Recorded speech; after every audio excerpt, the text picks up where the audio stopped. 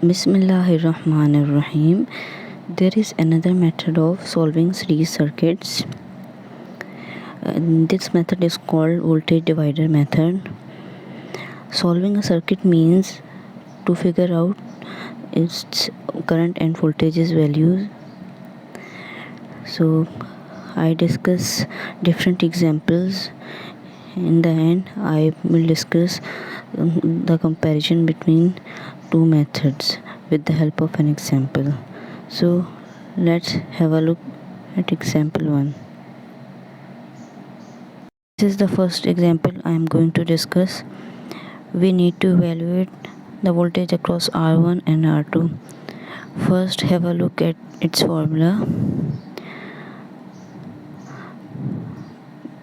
This is the formula for voltage divider method.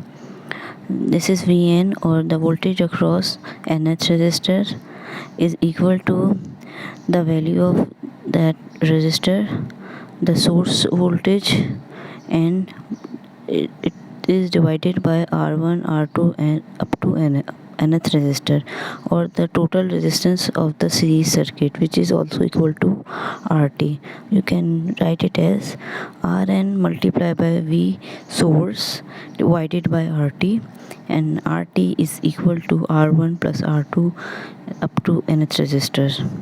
So what we are going to do, just write formula and substitute values. This is the voltage across R1 is V1, voltage across R2 is denoted by V2.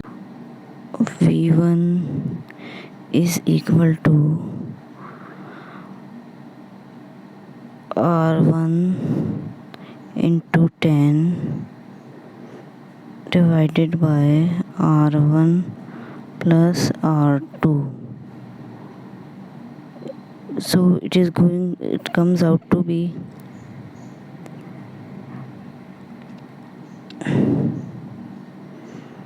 1K divided by 1K plus 1K into 10 volts.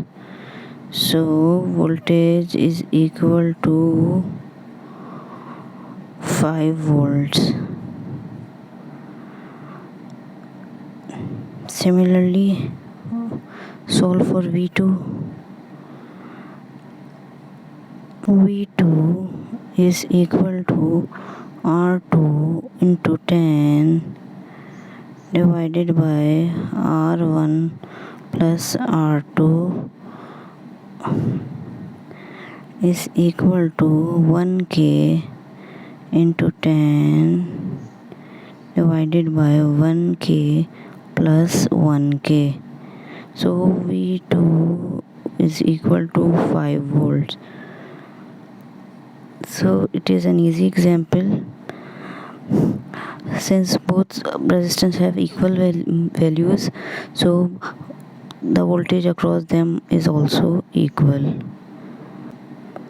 So let's move further. This is another circuit. In this circuit, voltage across R1 is V1 and voltage across R2 is V2. We need to evaluate voltages V1 and V2. So let's get started. V1, that is voltage across R1, is equal to R1 multiplied by 10 volts, or the source voltage. This is this divided by R1 plus R2.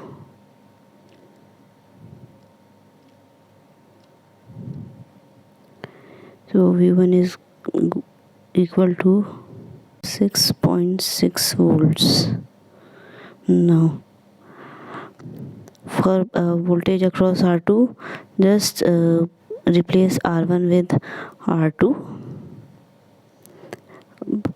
and it's the value of V2 will be equal to V2 is equal to 3.3 volts. It is very simple formula, and you do not need to evaluate the value of current in this formula. If the voltage values are required only, just directly apply this formula and no need to calculate current. This is third example. In this example, there is a voltage source of 10 volt and 3 resistors R1, R2 and R3. Voltage across R1 is V1, voltage across R2 is V2. Here this is V2, and voltage across R3 is V3. So apply voltage divider formula. V1 is equal to the R1 multiplied by 10, that is the source voltage, divided by RT, which is equal to R1 plus R2 plus R3.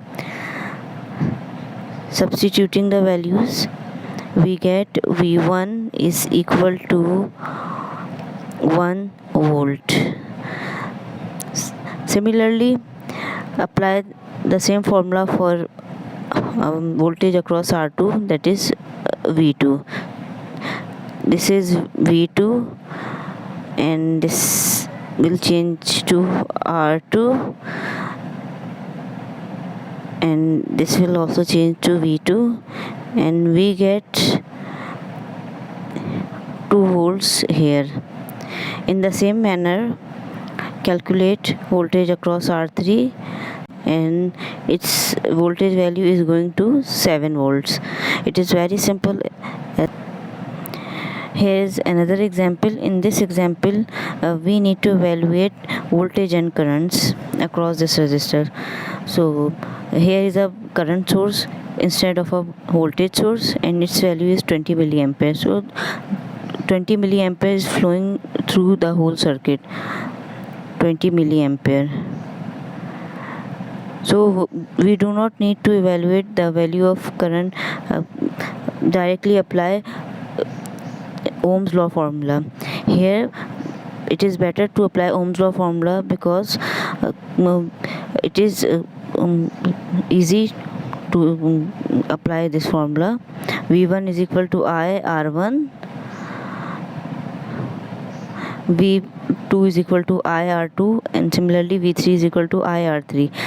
If we apply voltage divider formula, we need to evaluate the total voltage or the voltage of the source first, then we will calculate the individual voltages across the component. So values are going to be V1. So it is very easy. In this example, I didn't use voltage divider method because the value of current is known, and by applying Ohm's law method we will get the same results in one step. Otherwise we need to evaluate the total voltage in this circuit. So no need to apply voltage divider method here. You should decide which method gives quicker results. I hope you understand the difference between the two methods. In this example, if I apply voltage divider method, we need to evaluate extra total voltage, which is not necessary to calculate here. We just need to calculate the potential difference across each resistor. So it is better to decide first and then apply the method accordingly. Thanks for watching. Goodbye for now.